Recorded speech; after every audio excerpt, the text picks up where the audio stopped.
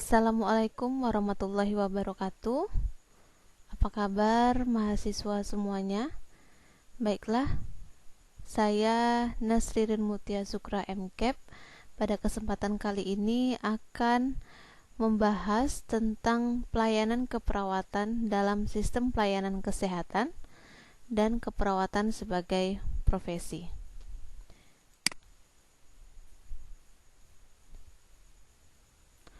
Oke, untuk section pertama kita akan membahas dulu tentang pelayanan keperawatan dalam sistem pelayanan kesehatan. Jadi, bagaimana posisi pelayanan keperawatan di dalam sistem pelayanan kesehatan.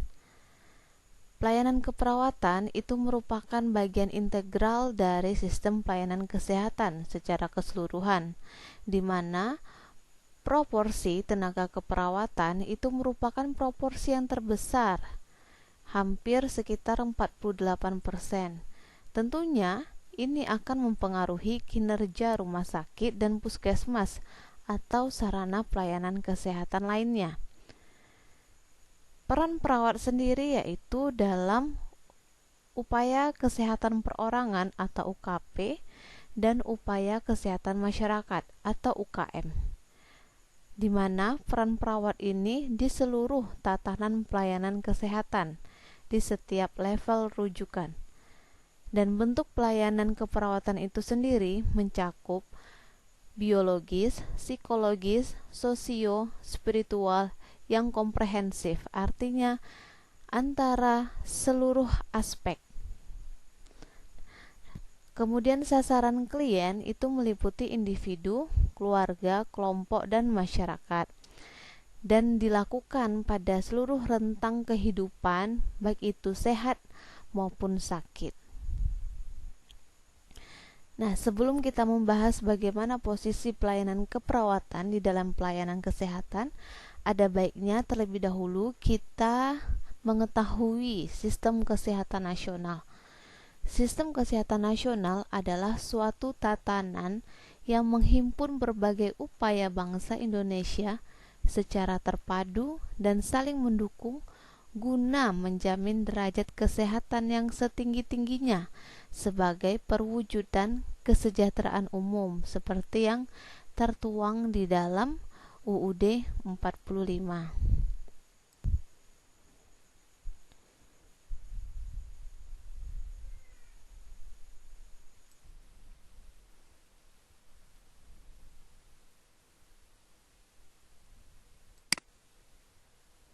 Oke, baik, di sini tentang subsistem upaya kesehatan. Jadi ada dua, yaitu upaya kesehatan masyarakat atau UKM dan upaya kesehatan perorangan atau UKP. Nah, bisa dilihat UKM di sini merupakan kerja dari pemerintah dan peran serta aktif masyarakat dan swasta, di mana mencakup promosi kesehatan, pemeliharaan kesehatan, P2M, kesehatan jiwa, pengendalian penyakit tidak menular, sanitasi dasar, gizi masyarakat. Dan UKM ini saling bersinergi dengan UKP, di mana UKP sendiri adalah merupakan upaya kesehatan perorangan yang diselenggarakan oleh masyarakat atau swasta atau pemerintah.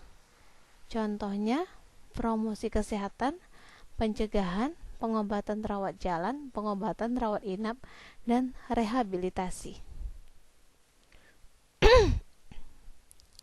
Nah, ini strategi upaya kesehatan dan lingkup pelayanan keperawatan, di mana bisa dilihat dari sisi sebelah kiri atau UKP, usaha kesehatan perorangan, dan UKM, usaha kesehatan masyarakat, di mana kedua upaya kesehatan tersebut masing-masing memiliki strata pelayanan keperawatan, mulai dari primer, kemudian sekunder, lalu tersier.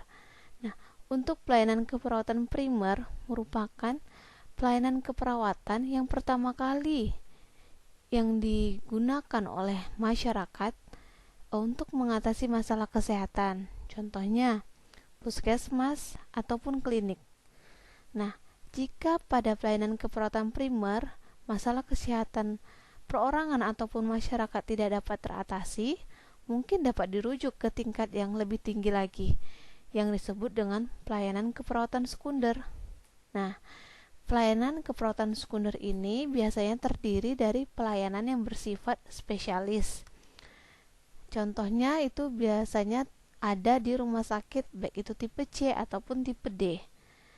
Nah, jika masalah kesehatan masyarakat ataupun perorangan itu tidak dapat diatasi atau ditangani pada pelayanan keperawatan sekunder, maka akan naik lagi tingkatannya atau dirujuk ke tingkat pelayanan yang lebih tinggi atau yang disebut dengan pelayanan tersier. Nah, pelayanan tersier ini merupakan pelayanan yang memiliki subspesialistik yang lebih luas lagi, dan ini terdapat pada pelayanan di rumah sakit tipe A ataupun tipe B.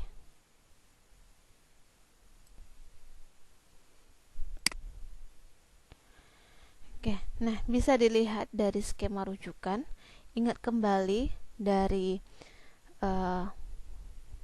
segitiga yang pada slide sebelumnya, di mana sisi ini adalah UKP dan sisi sebelah kanan ini adalah UKM.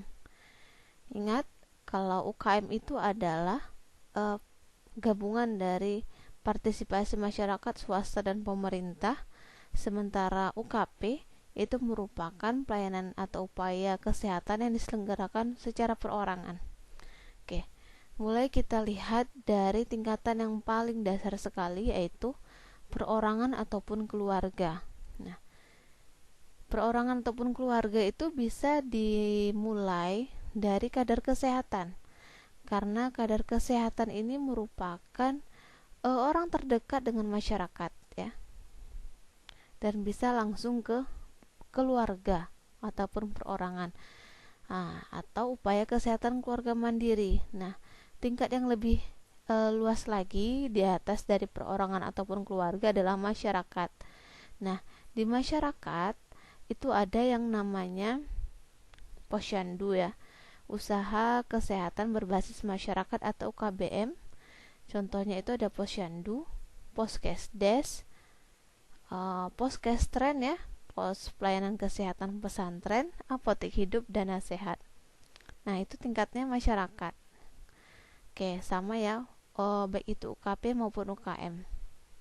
Nah, kemudian untuk strata pertama seperti yang saya jelaskan tadi, contohnya itu mulai dari praktek dokter swasta, praktek bidan, praktek perawat, puskesmas, rumah bersalin, dan balai pengobatan, ya. Itu untuk usaha atau upaya kesehatan perorangan.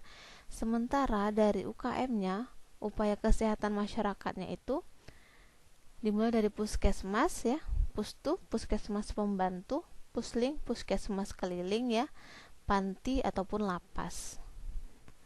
Nah, kemudian yang lebih tinggi lagi strata kedua. Nah, strata kedua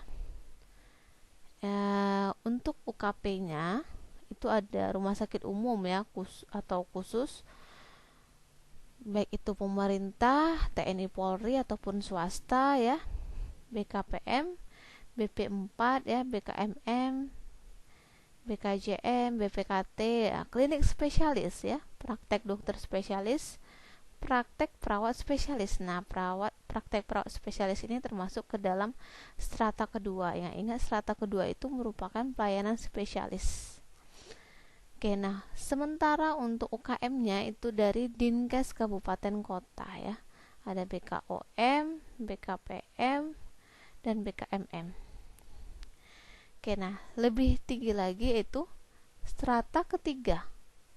Nah, strata ketiga ini ada subspesialistik, ya. Nah, contohnya itu rumah sakit kelas B tipe pendidikan, ya, atau rumah sakit kelas A. Dan untuk UKM-nya itu Dinas Kesehatan Provinsi, ya. Kalau yang tadi strata keduanya kabupaten kota, sekarang strata ketiganya itu yang lebih tinggi adalah Dinas Kesehatan Provinsi, Departemen Kesehatan, atau institusi unggulan. Nah, itu adalah skema rujukan dari pelayanan kesehatan, di mana di dalamnya ada pelayanan keperawatan. Nah, adapun hakikat dari pelayanan keperawatan itu sendiri, yang pertama adalah advokatif. Nah, advokatif di sini maksudnya pelayanan keperawatan itu memberikan advokasi bagi pasien dan keluarga, di mana perawat itu berperan sebagai advokat, ya, memberikan beberapa pilihan terkait penanganan masalah kesehatan perorangan ataupun kelompok atau keluarga atau masyarakat, ya. Dan advokatif di sini perawat itu dilindungi oleh hukum. Oke. Nah, kemudian hakikat yang selanjutnya adalah koordinatif.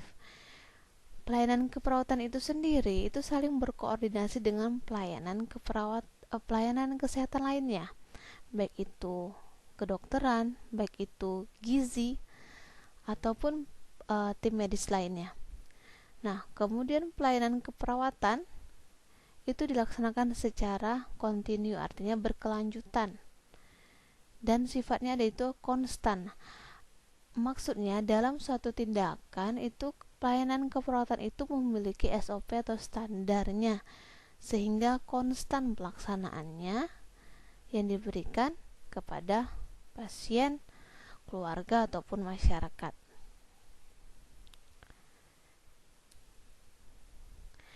Nah, selanjutnya, bagaimana kontribusi perawat terhadap pelayanan kesehatan itu sendiri? Kita lihat tadi bahwa perawat merupakan jumlah proporsi tenaga kesehatan yang paling besar. Nah, tentunya memiliki kontribusi dalam pelayanan perawatan di semua tatanan, baik itu primer, sekunder maupun tersier. Dan hal ini tentunya akan menjadi daya ungkit bagi sistem pelayanan kesehatan, sehingga pelayanan kesehatan itu menjadi bermutu. Oke, saya harap Anda semua dapat memahami bagaimana posisi perawat di dalam pelayanan kesehatan. Adapun faktor-faktor yang mempengaruhi pelayanan keperawatan itu sendiri ada dua. Yang pertama, SDM dan sarana. Dari SDM sendiri, itu perlu adanya peningkatan dan pengembangan sumber daya manusia atau tenaga kesehatan, atau yang disebut dengan quality of care. Sementara dari sarana prasarana itu perlu penyediaan sarana prasarana yang menunjang pelaksanaan tugas, atau yang disebut dengan quality of services. Jadi dua hal inilah yang mempengaruhi agar kualitas pelayanan keperawatan menjadi lebih baik. Nah, sementara itu, bagaimana posisi pelayanan keperawatan di rumah sakit? Nah, di rumah sakit sendiri itu ada 3 jenis pelayanan, di mana ada pelayanan medik, pelayanan keperawatan, dan pelayanan penunjang medik. Nah, pelayanan medik ini seperti pelayanan yang diberikan oleh dokter. Kayak pelayanan keperawatan, tentunya pelayanan yang diberikan oleh profesi perawat. Sementara pelayanan penunjang medik ini seperti misalnya radiografi, ya, atau yang lainnya, atau rehabilitasi medik. Oke. Nah, ini merupakan kerangka konsep pelayanan keperawatan, di mana dalam proses pelayanan keperawatan itu sendiri itu dipengaruhi oleh faktor internal dan eksternal. Nah, faktor internal sendiri itu dari sistem pelayanan keperawatan, sementara faktor eksternalnya misalnya adanya perubahan sistem pemerintahan atau globalisasi, perubahan kebijakan dan regulasi serta lain-lainnya. Kita lihat dari input. Input di sini bisa meliputi perawat, ya, sumber daya perawatnya itu sendiri, baik itu dari segi jumlah atau kuantitas dan kualitas atau kompetensinya. Kemudian tenaga kesehatan lain juga merupakan input dari konsep pelayanan keperawatan. Kemudian program, ya, program, kemudian sistem reward dan jenjang karir, kemudian standar pedoman atau SOP-nya, sarana prasarana peralatan kesehatan, ya, serta dana atau pembiayaan. Nah, ini semua itu menjadi input. Nah, kemudian prosesnya adalah kondisi di lingkungan kerja. Bagaimana pelayanan keperawatan yang profesional adalah lakukan peran fungsinya dengan jelas. Oke. Nah, lanjut outputnya. Apa hasilnya? Hasilnya itu adalah indikator dari kinerja klinik. Apa indikator kinerja klinik? Bisa jadi kepuasan pasien ya, atau pasien safety. Nah, nanti kita bahas. Nah, kemudian dari indikator kinerja klinik inilah yang dapat menyebabkan pelayanan kesehatan ataupun pelayanan keperawatan menjadi bermutu, atau bisa jadi jumlah angka kredit keperawatan itu menjadi lebih meningkat. Outcome ini maksudnya dampak keberlanjutan yang diperoleh. Tentunya masyarakat yang mandiri untuk hidup sehat. Dan ini semua dari output dan outcome inilah kemudian dilakukan umpan balik atau feedback, dilakukan monitoring evaluasi dengan metode sistem informasi, kemudian apa kekurangannya itu kemudian ditindaklanjuti, dan selanjutnya itu diperbaiki dari sisi inputnya, dan begitu seterusnya.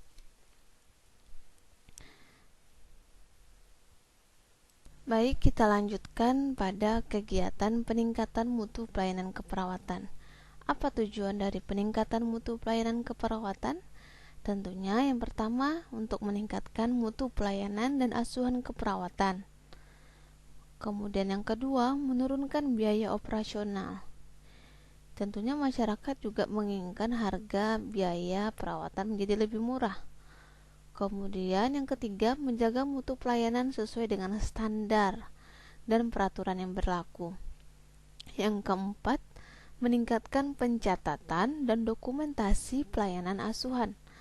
Yang kelima, membuat penilaian terhadap penampilan secara rasional. Yang keenam, meningkatkan tanggung gugat para profesional praktisi. Dan yang terakhir, meningkatkan image yang positif tentang keperawatan.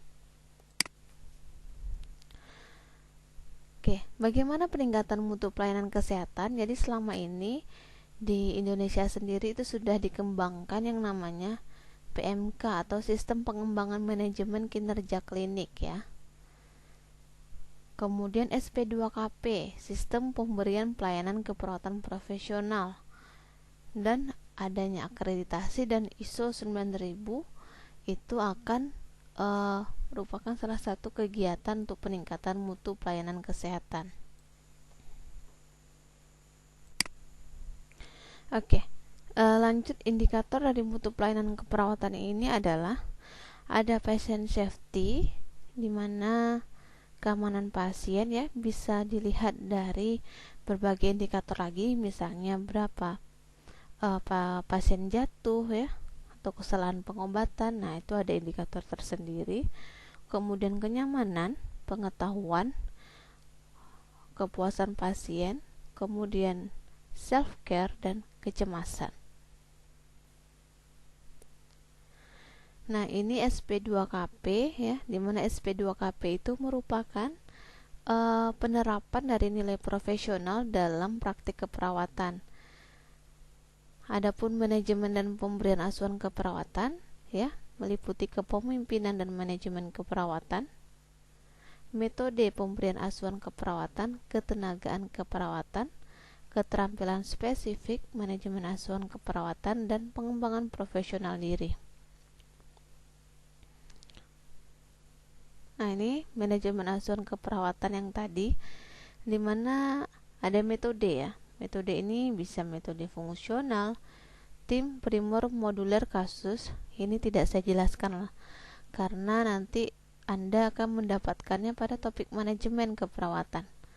Nah, kemudian komunikasi kepemimpinan, ya, hubungannya perawat dengan klien. Ya, tentunya adalah asuhan keperawatan itu sendiri. Kemudian klasifikasi klien itu meliputi misalnya pelayanan pada secara minimal, parsial, mandiri, intensif, dan ekstensif. Jadi, dapat disimpulkan bahwa pelayanan keperawatan yang diberikan di berbagai tatanan pelayanan kesehatan mulai dari tingkat primer, sekunder, dan tersier. Dan ini tentunya akan mempengaruhi dari sistem pelayanan kesehatan. Karena pelayanan keperawatan itu sendiri adalah sebagai input, proses, dan output. Nah, selanjutnya, pelayanan keperawatan tentunya bagian integral dari sistem pelayanan kesehatan secara keseluruhan. Dan pelayanan keperawatan berpengaruh dalam pencapaian mutu pelayanan kesehatan, serta memiliki kontribusi dalam pembangunan kesehatan nasional atau SKN tadi, Sistem Kesehatan Nasional. Oke, sampai di sini apakah ada yang ingin ditanyakan? Kalau tidak ada, kita lanjut kepada section yang kedua, yaitu keperawatan sebagai profesi. Oke, dahulunya terjadi pergeseran yang sangat mendasar dalam perkembangan dunia keperawatan. Hal ini ditandai dengan dulu perawat itu dianggap sebagai pekerja yang sifatnya hanya vokasional, ya. Contohnya, misalnya kalau perawat itu sifatnya itu membersihkan ruangan, ya, seperti cleaning service. Nah, dulu anggapannya seperti itu. Namun sekarang sudah berubah bahwa perawat merupakan suatu pekerjaan yang profesional atau sebuah profesi. Kemudian pelayanan keperawatan yang semula dianggap sebagai pelayanan pelengkap, artinya ya sebagai pelengkap dari pekerjaan dokter atau pembantunya dokter. Nah, seperti itu kan dulu anggapannya. Nah, namun sekarang sudah berubah bahwa pelayanan keperawatan itu sendiri dia memiliki asuhan keperawatan yang secara mandiri dan profesional. Nah, berdasarkan Lokakarya Nasional tahun 1983, bahwa pelayanan keperawatan itu merupakan pelayanan profesional di mana merupakan bagian integral dari pelayanan kesehatan yang didasarkan pada ilmu dan kiat keperawatan berbentuk pelayanan bio, psiko, sosial, spiritual yang komprehensif ditujukan pada individu, keluarga, dan masyarakat, baik sehat maupun sakit, yang mencakup seluruh proses kehidupan manusia. Nah, ada 4 elemen utama keperawatan, seperti yang dijelaskan berdasarkan pengertian dari Lokakarya Nasional tadi, bahwa keperawatan itu adalah ilmu dan kiat. Dan keperawatan itu mempunyai tingkatan klien, baik itu pasien secara individu maupun keluarga, ya, kelompok ataupun komunitas. Nah, kemudian pelayanan keperawatan sendiri mencakup seluruh rentang pelayanan kesehatan, ya, baik sehat maupun sakit. Dan keperawatan sendiri merupakan suatu profesi yang berorientasi pada pelayanan.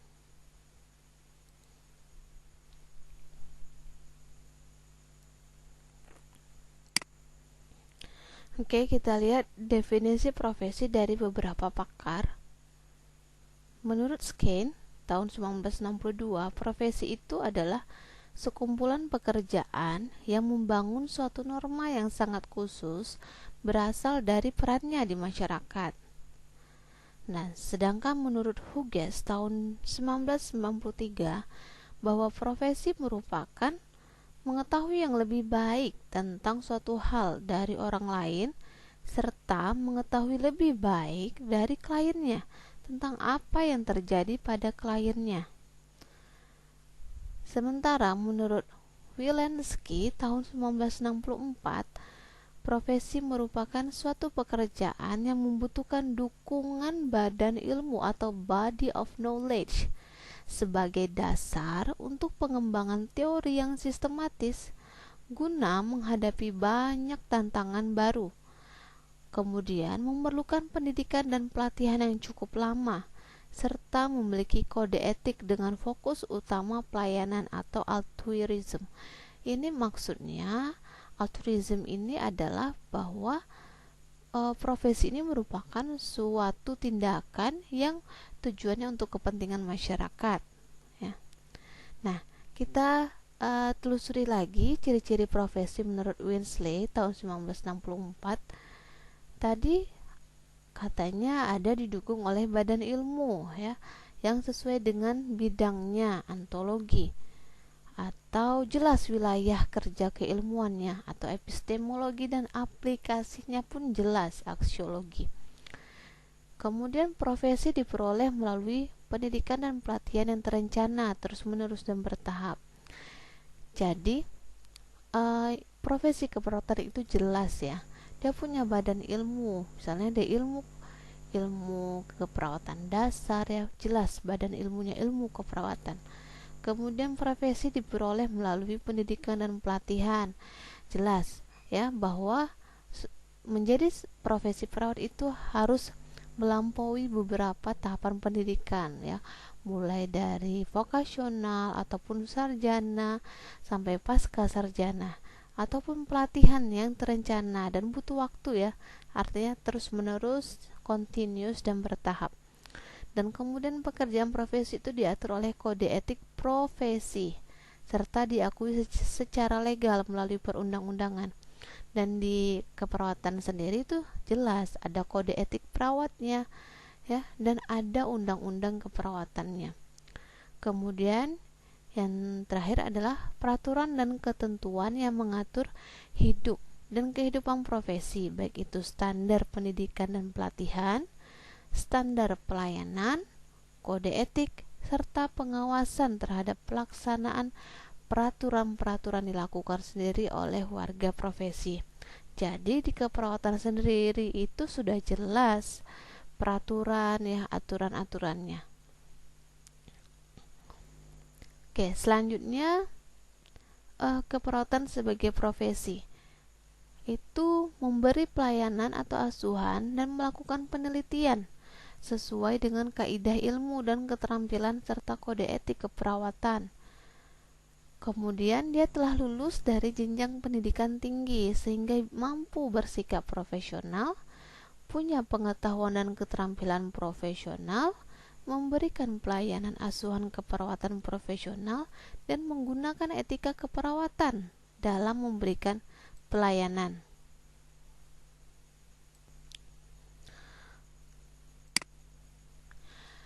Nah, selain itu juga bisa mengelola ruang lingkup keperawatan, ya, sesuai kaidah suatu profesi dalam bidang kesehatan. Adanya sistem pelayanan, asuhan keperawatan, pendidikan pelatihan keperawatan yang berjenjang dan berkelanjutan, ya. Adanya perumusan standar keperawatan, ya, mulai dari asuhan keperawatan, pendidikan keperawatan, registrasi atau legislasi. Jadi legislasi itu adalah hukum yang mengatur tentang hak dan kewajiban dari perawat. Itu cakupannya meliputi misalnya standar izin praktek, ya, SIP, standar izin kerja, SIK, standar izin praktek, ya, SIPP, ya, standar izin praktek perawat. Kemudian juga melakukan riset keperawatan oleh perawat pelaksana secara terencana dan terarah sesuai perkembangan ilmu pengetahuan dan teknologi. Nah, bagaimana dengan profesi keperawatan di Indonesia? Jelas, ya, profesi keperawatan di Indonesia ini memiliki badan ilmu dan telah diakui oleh pemerintah melalui undang-undang yaitu nomor 23 tahun 92 tentang kesehatan. Kemudian memiliki institusi pendidikan jenjang perguruan tinggi, ya, dimulai dari D3 atau akper, ya, D4 keperawatan, sarjana keperawatan ataupun program pasca sarjana atau S2 keperawatan. Kemudian memiliki legislasi keperawatan. Legislasi itu maksudnya aturan atau hukum yang mengatur profesi perawat, baik itu kaitannya dengan SIP, SIK ataupun SIPP. kemudian memiliki kode etik keperawatan, standar profesi, standar praktik keperawatan, dan standar asuhan keperawatan. Dan lanjut memiliki organisasi profesi ya, tentunya PPNI ya, Persatuan Perawat Nasional Indonesia, dan memberikan asuhan keperawatan secara mandiri menggunakan pendekatan proses keperawatan, dimulai dari pengkajian, kemudian diagnosa ya, intervensi, implementasi, dan evaluasi. Dan yang terakhir adalah melaksanakan riset keperawatan.